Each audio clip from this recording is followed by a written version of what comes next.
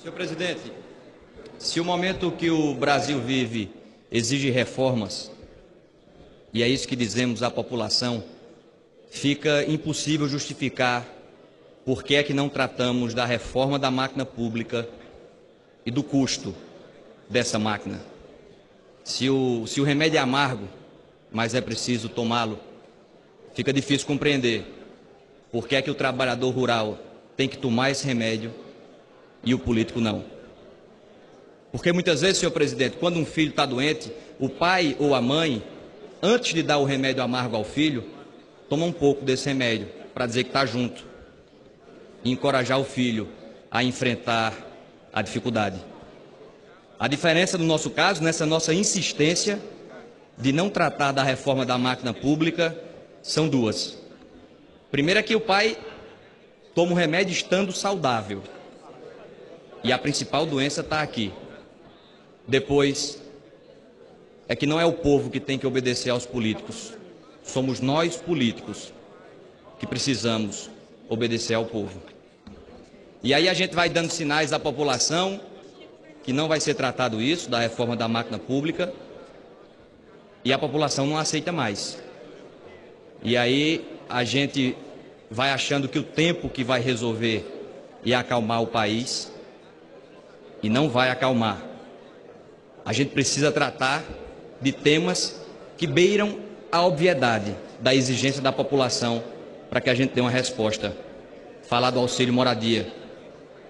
Auxílio moradia, senhor presidente, deve existir para quem não tem onde morar. Auxílio alimentação deve existir para quem não tem o que comer.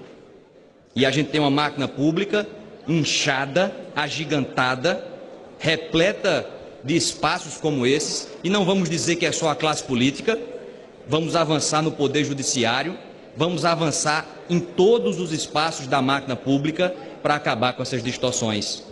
Não dá mais para juiz no Brasil receber auxílio moradia. Está errado. Todos nós sabemos que está errado. Não, mas é uma compensação. A gente não está mais em tempo de ter compensação. Não cabe mais compensações. É preciso ter uma mudança radical em direção daquilo que é correto. Não adianta mais puxar um pouquinho para cá, um pouquinho para ali. Não dá mais. E é esse embate. E é o enfrentamento dessas distorções que talvez inicie um período de equilíbrio nesse país. Não dá para pedir equilíbrio à população quando a gente vive banhado em distorções da máquina pública.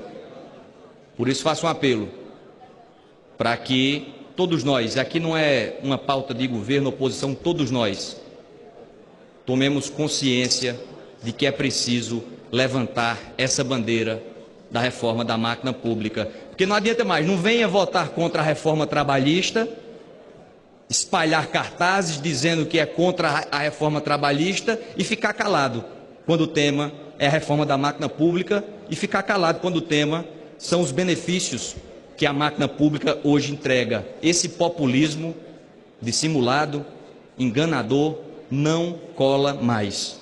É preciso enfrentar essas obviedades. E isso traria um novo debate sobre o que deve ser o nosso Estado. O equipamento, o Estado, a máquina pública como um todo. Isso cabe correções que se multiplicam. Portanto, não dá mais para ficar achando que essa pauta não existe e que essa pauta não é prioritária. Existem vários espaços que nós precisamos enfrentar com requerimento de urgência.